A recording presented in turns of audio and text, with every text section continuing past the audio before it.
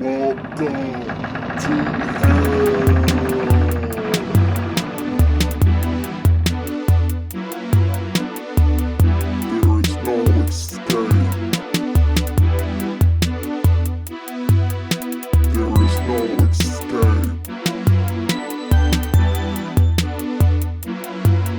You are in my control now.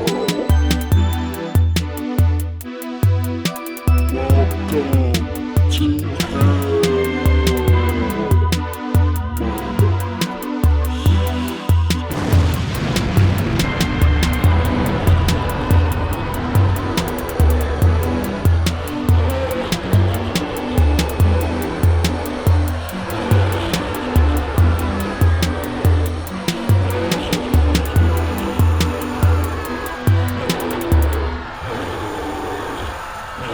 And we are back, and I am back with my guest, Meaganzworld. All right, so now we talked about like all the things that we did not like about Don't Worry, Darling. Now we're gonna talk about like the things that we did like about it. So what did you like about Don't Worry, Darling?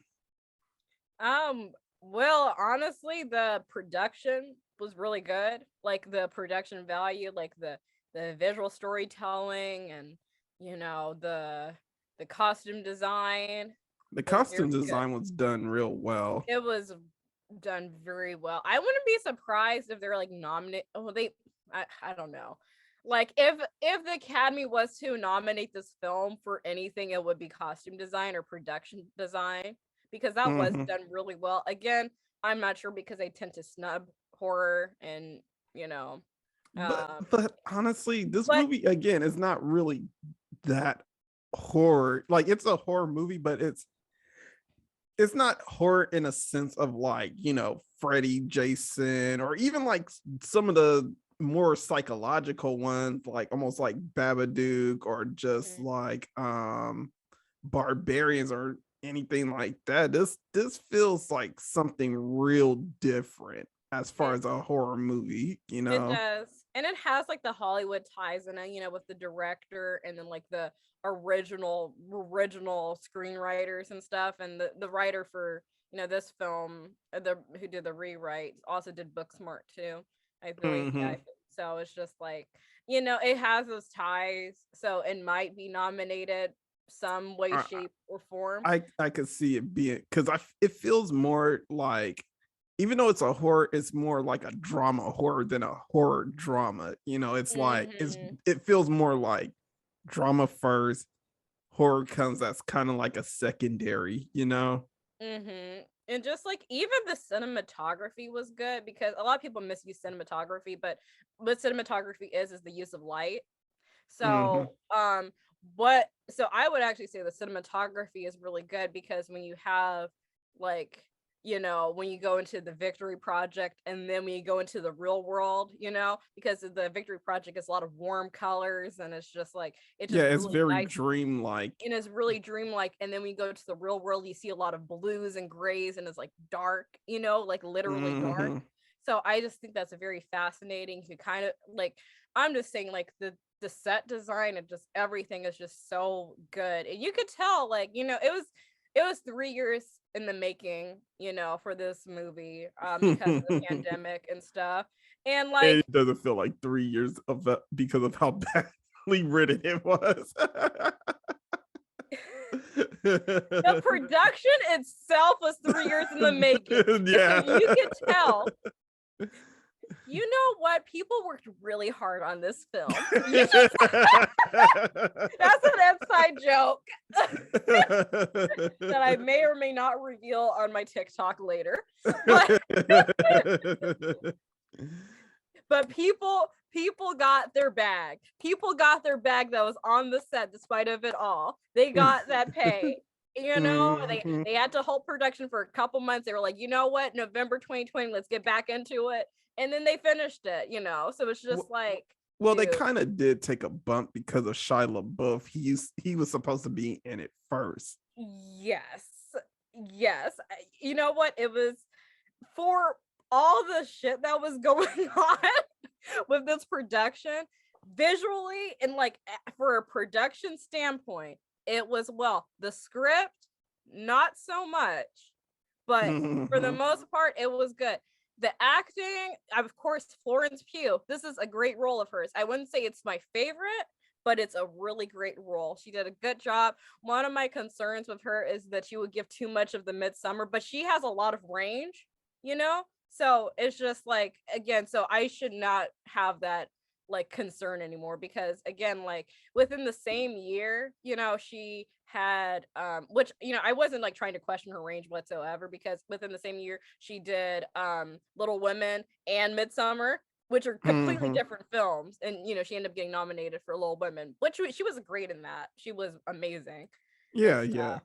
Yeah, I But mean, she was great in Midsummer too. I and mean, she was great in Midsummer. Like I would say that's probably still one of my favorite roles of hers.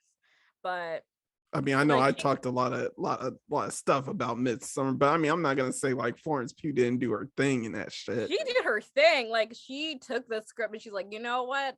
I'm going to cry and hyperventilate. I'm gonna freak out. I'm gonna throw up. I'm gonna do everything, and she did.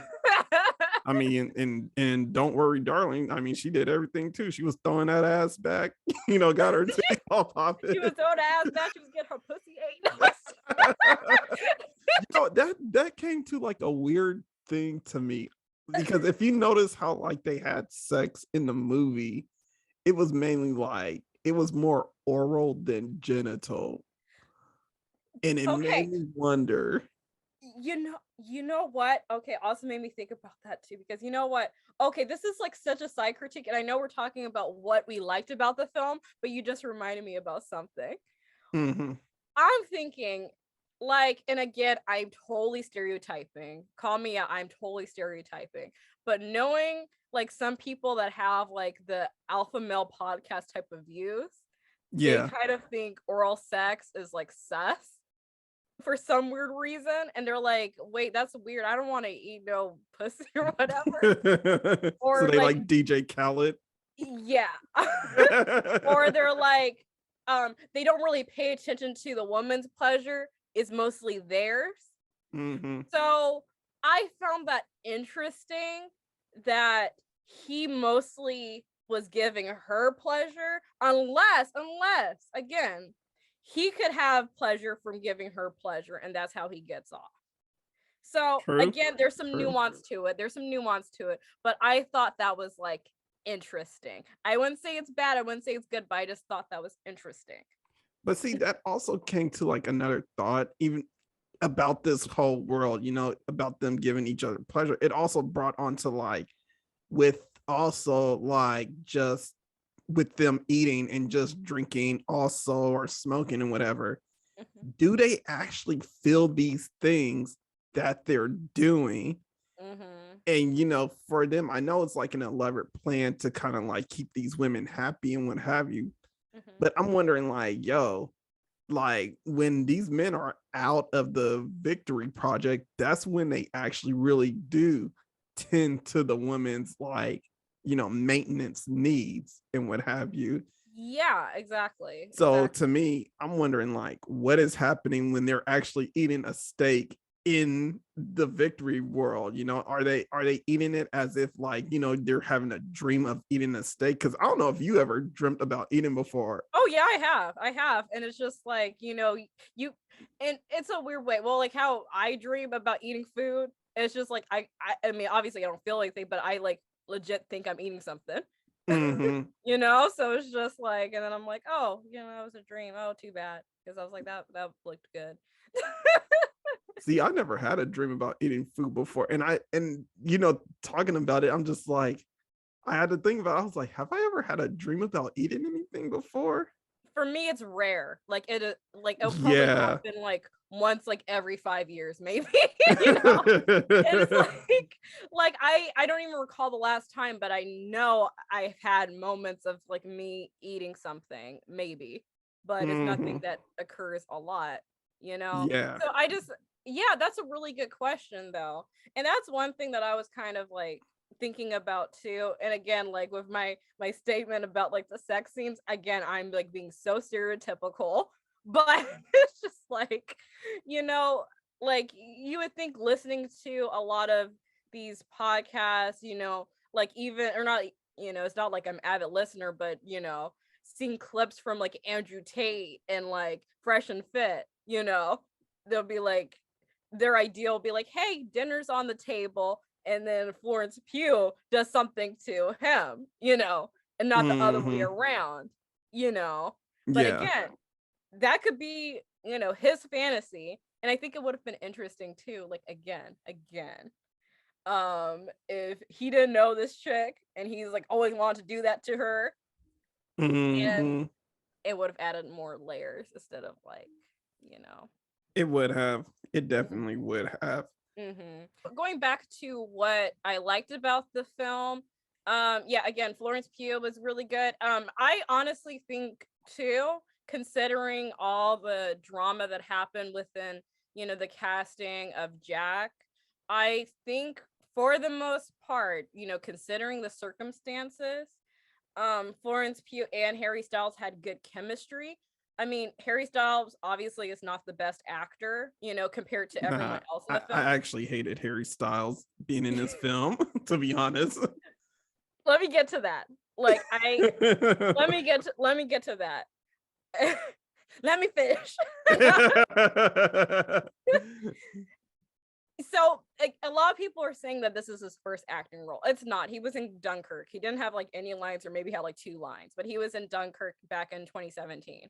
So, and he was like decent in that. A lot of people were kind of doubting him, but he was like decent. He would just played a very minor role. And he's doing more roles too now. So this is like his first like leading man role. And for his first leading man role as a non-professional actor, he didn't, in my opinion, he didn't do terribly. He could have done a lot worse, but he got the script, and his like sequences when he was kind of like, his little incel mode.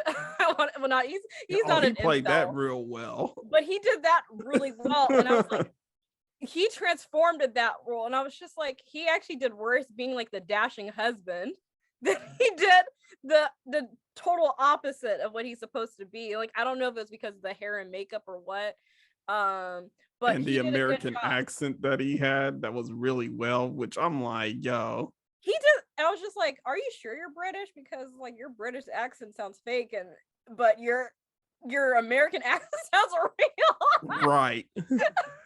No. I didn't even know that was Harry Styles at first. I thought that was Bill Hader.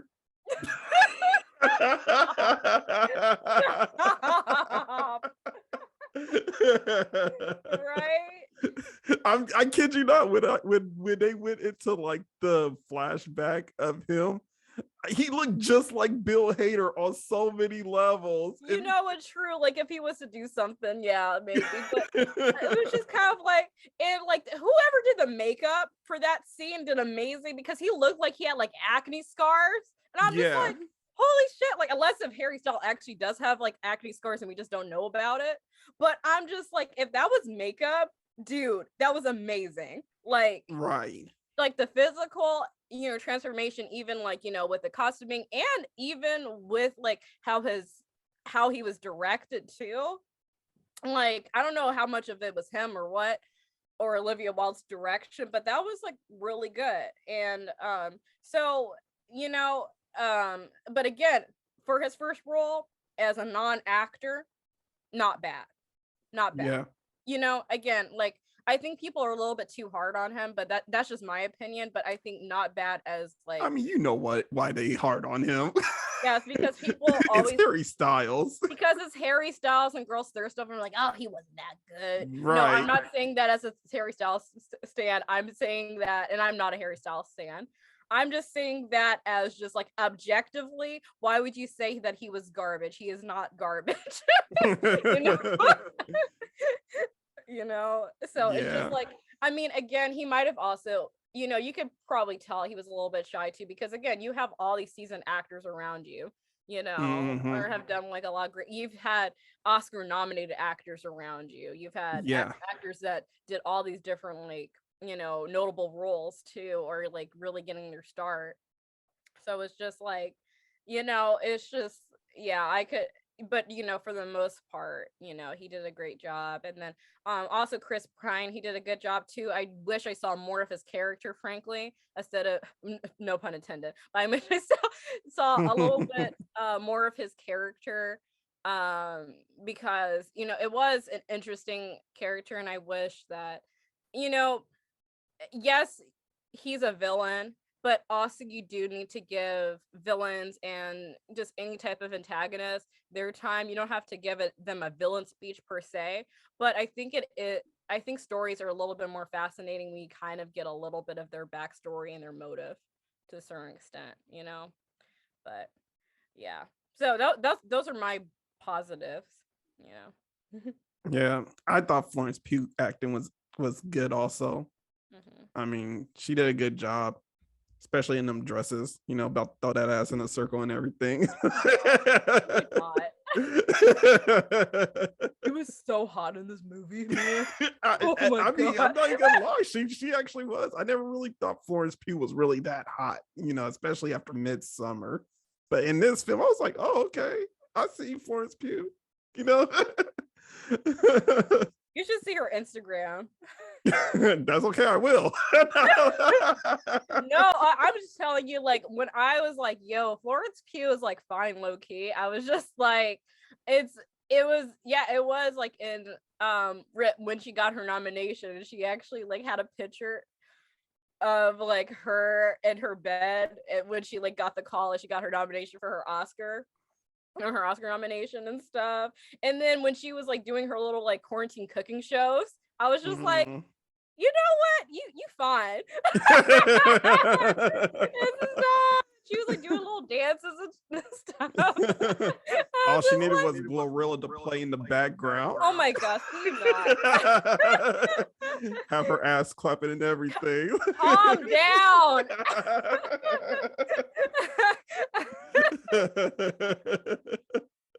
Like, I think I even remember like when I was actually watching a Florence Pugh's like quarantine cooking show, and she was like making something, like she was making like some type of beef related dish, and I don't eat beef, but I was just like, yo, that looks good. Like, I'm watching, and she like made some type of squash thing. I'm just like, okay, I'll make the squash. Oh, where you like that went on Don't Worry Darling when she was messing with the meat? I know I said that sus, but You said that was so sus. I wasn't like, well, the scene with the meat kind of looked gross, but I understand why. It did look gross. Oh man, but I honestly speaking of that food in the first scene when Harry Styles came home and they just like, he was doing his thing on her, I would have been pissed. Like, she did all that cooking just to throw that shit on the floor. Like, what? I was just like, no, not the dinner rolls. What about the cheddar biscuits? The film ain't eating cheddar biscuits, but this random broad is eating cheddar biscuits. If you know, you know. If you know, you know. But man, oh my gosh, yeah. Like, I think it was your turn to talk. Like, yeah. No, I was just talking about Florence Pugh clapping ass. That's all I was talking about. But that was the best part of the movie for you. I mean, yes. I mean, if she was actually clapping her ass, I mean, yeah, that probably would have been the best part of the movie. It's so random. Well, hey, rewrite that party scene. I probably would be. I will definitely rewrite that party scene, but take Olivia Wilde's ass out of it. She probably ain't got no ass. Like, come on, Olivia, clap them bones. Oh my god. Okay, speaking of, Olivia Wilde was originally supposed to play the role of Alice. That would have been terrible.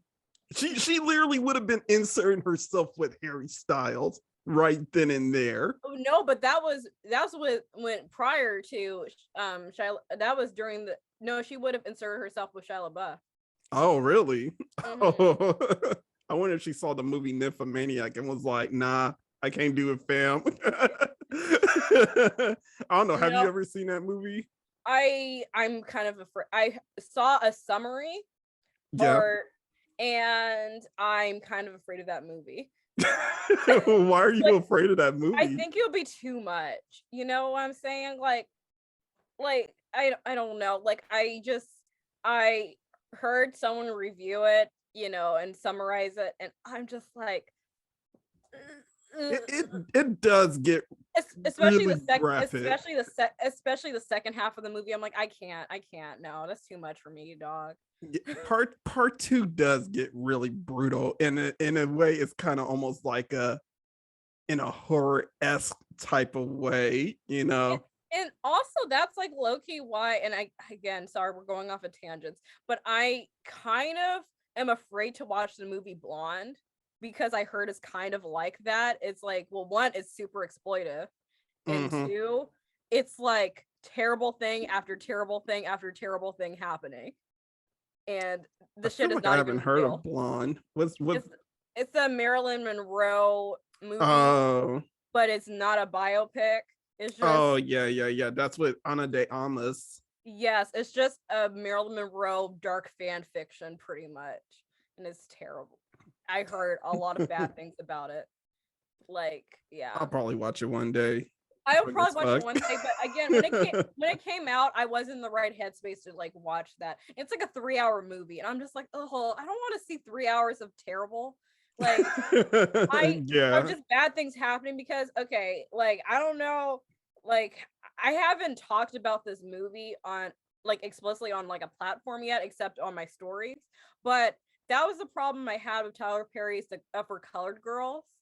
Like, his that movie is just terrible thing after terrible thing happening to women, and I did not like that movie because none of the terrible, like, probably two of the terrible things that happened actually had resolutions, and Yeah. everything else was just like, yeah, this terrible thing happened to me, but we're all friends.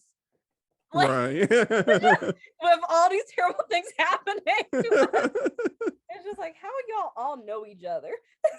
Right.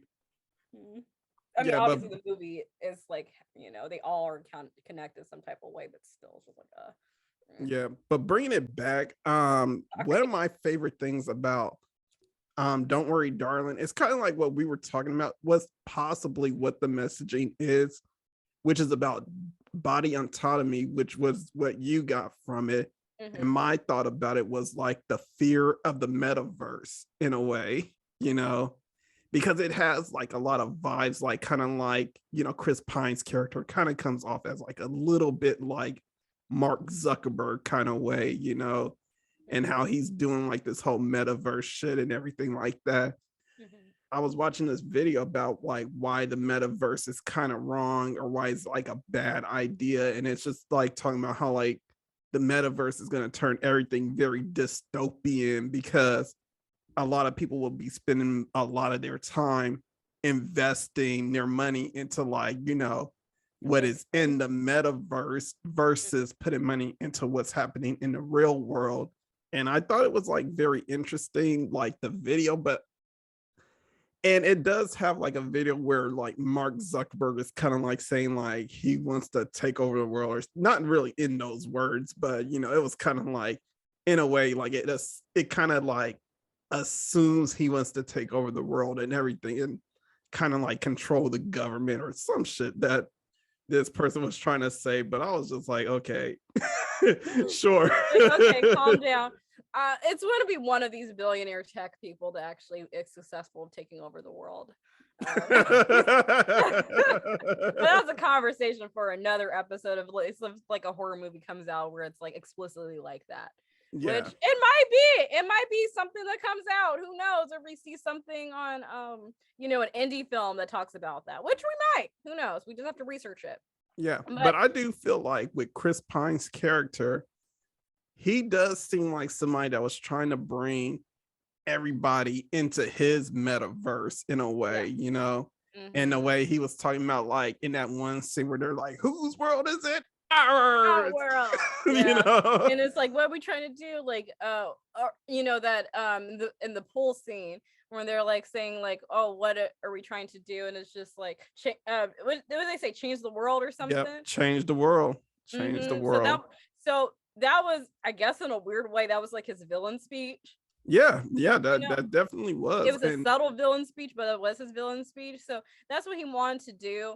Okay, so I got to take back what villain speech, because it's a subtle good villain speech. So, because it's like no villain in real. You gotta think in real life. Would a villain come out flat out and say like, you know what I'm trying to do? I'm gonna hypnotize people, have them get butt fucked with like 12 dildos or whatever, and after that they're gonna be taken over by me, and I'm gonna take over the world that way. Okay, possible. What Don't Worry, Darling, did you watch after what we watched? That was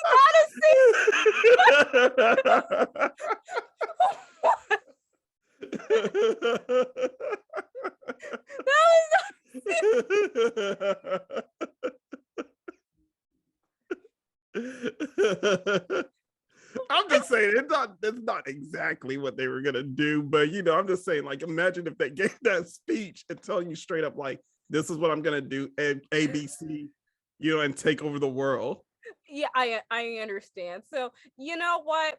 Okay, I take back what I said a little bit, because he did explain his motives in different ways, and he was very subtle with it, which is what a villain would do, and real life villain, and you kind of have to, it has some reality to it, and even though this is like augmented reality, but who knows, it's almost getting to the point where this really could be, which is really sad and scary, but yeah. and that's kind of the thing too, that one thing I did like about this movie too, I'm kind of going to piggyback off of you, is talking about again, when this movie was in production, the alpha male podcast boom didn't fully happen,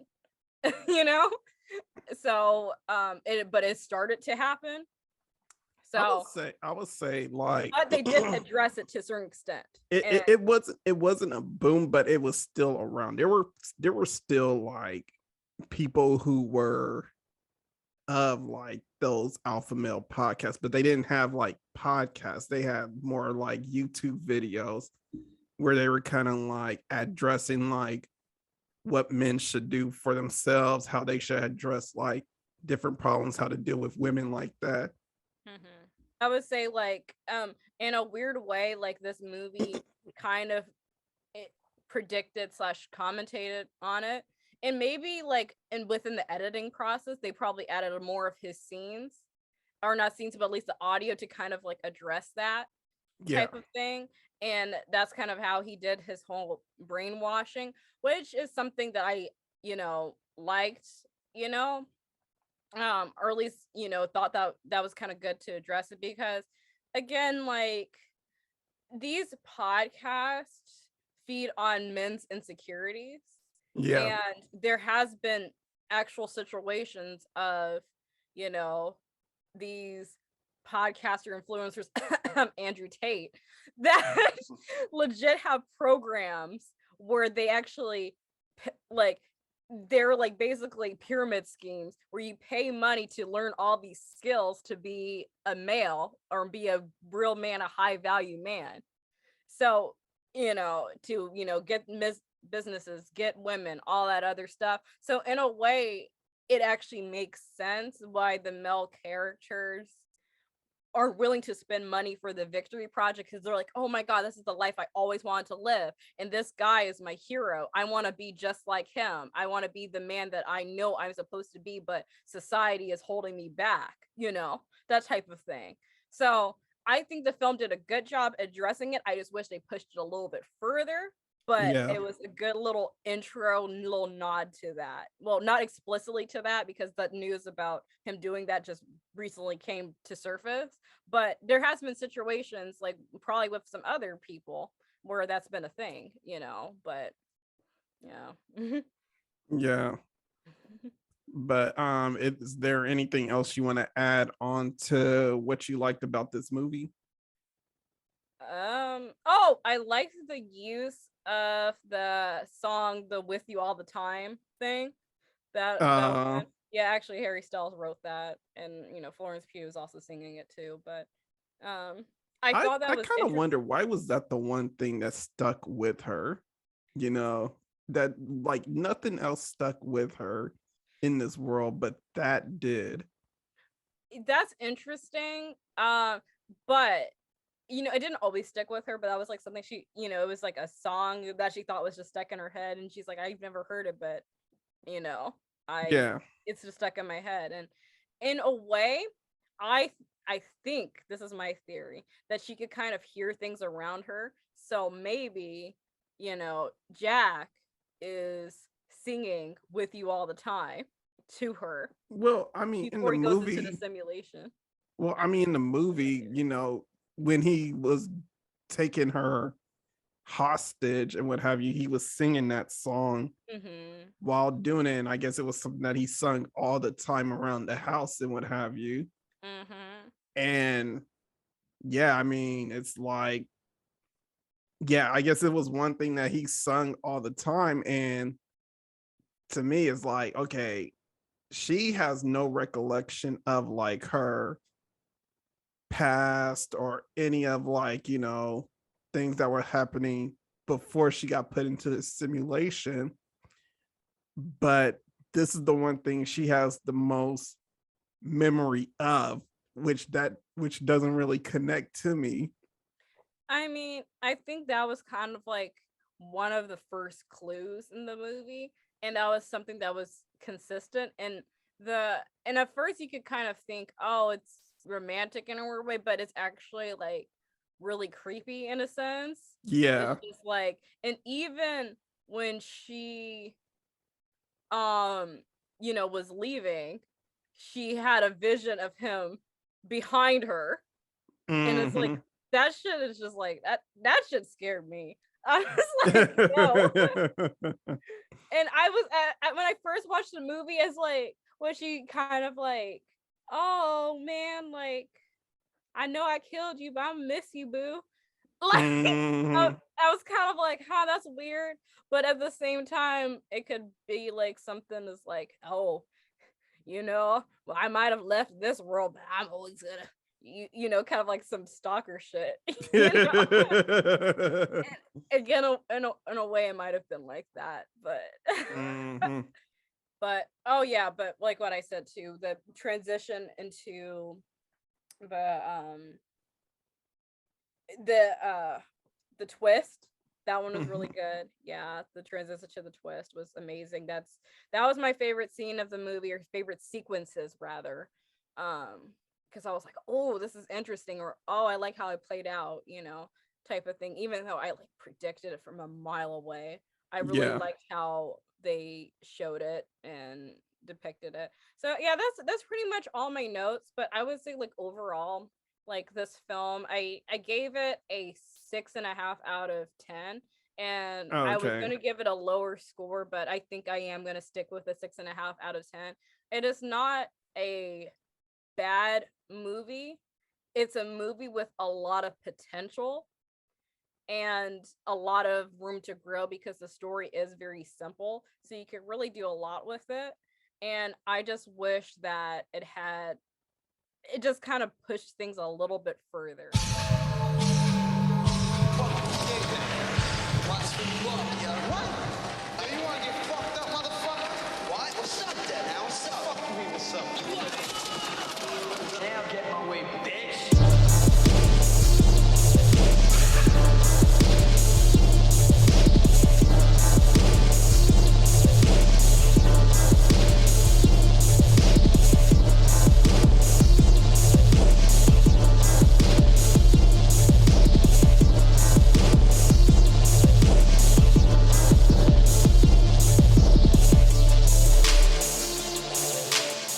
So, as y'all know, I have a slasher corner movie of the week, but this week I am going to throw it to my guests. So, Megan, what should the audience watch? Oh, I have one. I have a couple. So, Bodies. Highly recommend it. It is really, really freaking good. I think honestly one of my favorite films of the year. I haven't really done my whole ranking because there's still other movies I have to watch. But I was saying, considering your audience and everything, Bodies is very good. I loved it. I enjoyed it so much. It was such a fun watch. And then another one too that's kind of like a wild card but still kind of within the horror thing is Wendell and Wild. That's a really cute movie. It is directed by Henry Selick and it is co-written by Jordan Peele, and it's just really good stop motion animation style. The story is really good. Yeah, check out my review if you want to get more context about the story. It's on my TikTok and also my Instagram at Meaganzworld. But yeah, I really enjoy those films. So yeah, those are the films I watched pretty recently. Slice I watched a while ago, but I still highly recommend it. Yeah, I just watched it recently too, and I thought it was a good film. Especially how they did Pete Davidson in the film.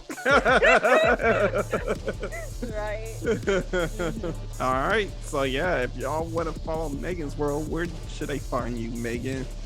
Yeah, so I'm mostly on Instagram and on TikTok. Both handles are at Meaganzworld. That is MEAGANZ World. Yeah, I post film content, occasionally cosplay content, pop culture stuff. Yeah, I post a lot of memes on my Instagram stories. She is the meme queen. I'm a meme queen. Yeah, I have a lot of fun with my Instagram, but yeah, that's where to find me. Yeah, feel free to send me any movie recommendations and stuff like that. I will most likely watch them and review them right away, not necessarily, but I will review them eventually. I have a list. I put that on my Letterboxd. And then again, yeah, you can follow me on Letterboxd too, same handle. Yeah, that's kind of how I keep track of my movies. So if you want to see what's on my list, it's on there. And then I'm also on Twitter, kind of, but Twitter is kind of weird right now, so I might kind of dip out of that. But my main platform are Instagram. It's because of Elon Musk. Yeah, right. If I get verified, you know why. Let me stop. Okay. Well, I got $8 right here. I got $8 to spare. But yeah, no, those are my two platforms that I mostly use. And yeah, no, just follow me on there. So that's awesome time.